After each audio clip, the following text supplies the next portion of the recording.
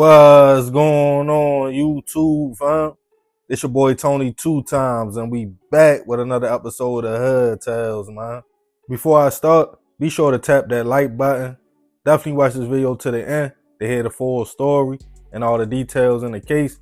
For my day one fam, y'all already know it's all love. Thanks for tuning back into another episode. If you're new to the channel and you feeling the content, feel free to subscribe.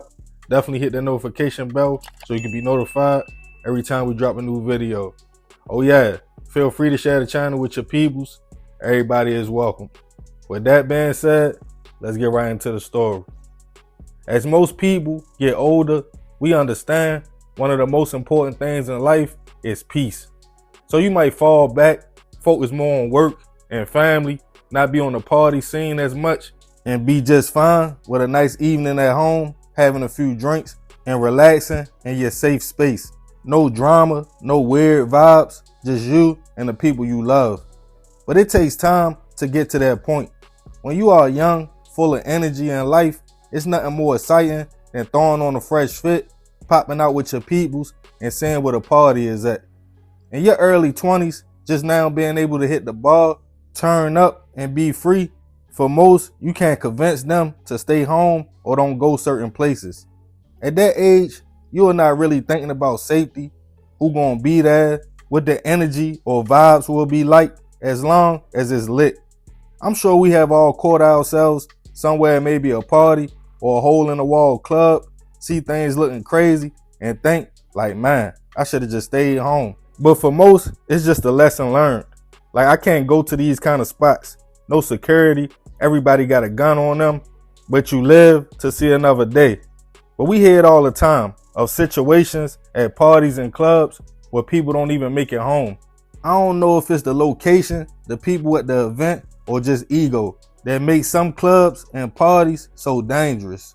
But for whatever reasons, when that liquor gets involved, personalities clash, a night out just having fun could quickly turn fatal.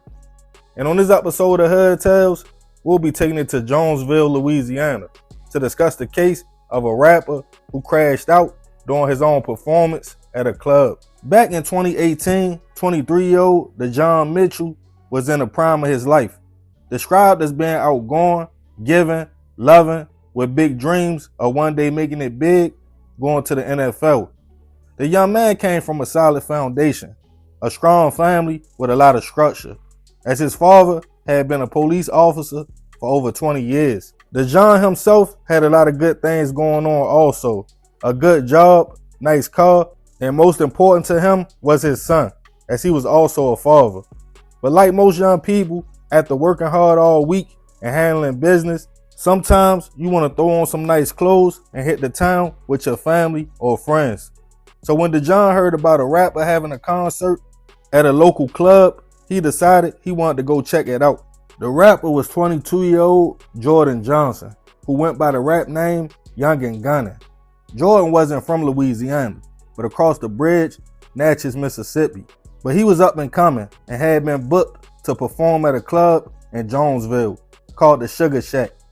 He went to social media to promote the event and told the town he would be pulling up.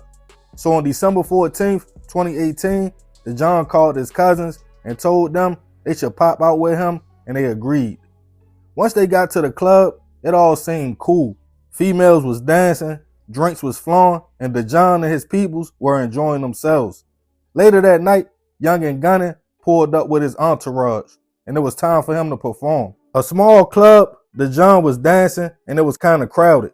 Once him and his people saw a cameraman, they turned up a little bit more. But now, Young and Gunning was performing and felt played, feeling like DeJohn was in the way of his spotlight. He shoulder checked DeJohn, but him and his cousins paid it no mind. But seconds later, Youngin stole on him, punching DeJohn in the back of his head. Not being no suckers, DeJohn and his cousins instantly got on that and started fighting back with Youngin and his entourage. Seconds later, multiple shots went off, causing chaos in the club and people running, trying to get out. When local police received a call of a shooting, they responded to the scene and realized the person who was shot was DeJohn. They called his father, who then hopped in his patrol car in the early morning hours and went to the club, Just to hear, unfortunately, his son had passed away from his injuries. As police interviewed witnesses and DeJohn's cousins, everybody pointed to Youngin as the trigger man, who got mad that John was in his way. Everyone claimed they saw the rapper drop a gun earlier that evening from his waistband before picking it up. And hours later, after swinging on DeJohn, he shot him with that same gun. It wouldn't take long for police to get information on Youngin, including his real name, as they called to Mississippi to find out. They found out he had just been released months prior from serving time for shooting somebody else and was still on probation. The PO gave them Jordan's phone number, and they also found his social media account, with him announcing his performance wearing the same clothes people alleged the shooter had on at the time of the event. Police were also able to see in one video the kind of car the rapper was driving and realized it was a rental. They used street cameras from the area that showed the vehicle's movements through the town all the way back over the bridge to Mississippi. And when Jordan got back to his neighborhood, the Holiday Apartments, having his direct phone number, police were also able to ping his exact location.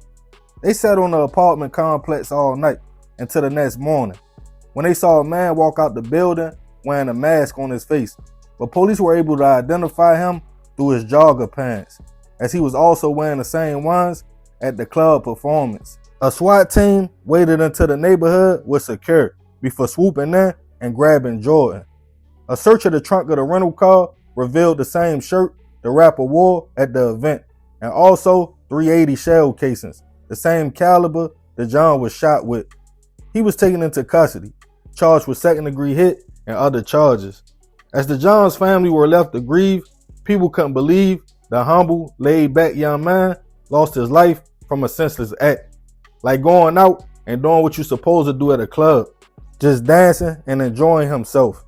His family felt even worse when his son asked, "If granddad is a police, why did the bad man get my father?" As they had to explain to him what happened. As Jordan sat awaiting trial, at first he thought he might beat the case and was in good spirits. But as it made his way to court with all the witnesses and evidence, he was found guilty on all charges and sentenced to life plus 20 years in prison. Rest in peace to DeJohn. I send my prayers and condolences to his family, definitely his son, who had to grow up without his father. Shorty lost his life because he wanted to go out and have a good time, all over ego. Youngin probably felt he was the rapper. It was his time to shine, and DeJohn and his peoples were still in the show.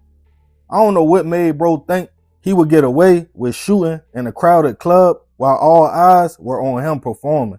He didn't even make it to change clothes before police snatched him. It's crazy, going from getting paid to perform to a jail cell within 24 hours. That was a super crash out move. But I'm going to leave this one open for discussion. Y'all let me know y'all thoughts on the situation in the comments. And remember, we got to succeed, not to fail, so we won't be just another hood tale. Yeah, man, super crazy story. Rest in peace to that young man. I definitely send my prayers to his family. But I ain't going to talk too much more about this one. Y'all leave it in the comments. I appreciate you if you made it to the end.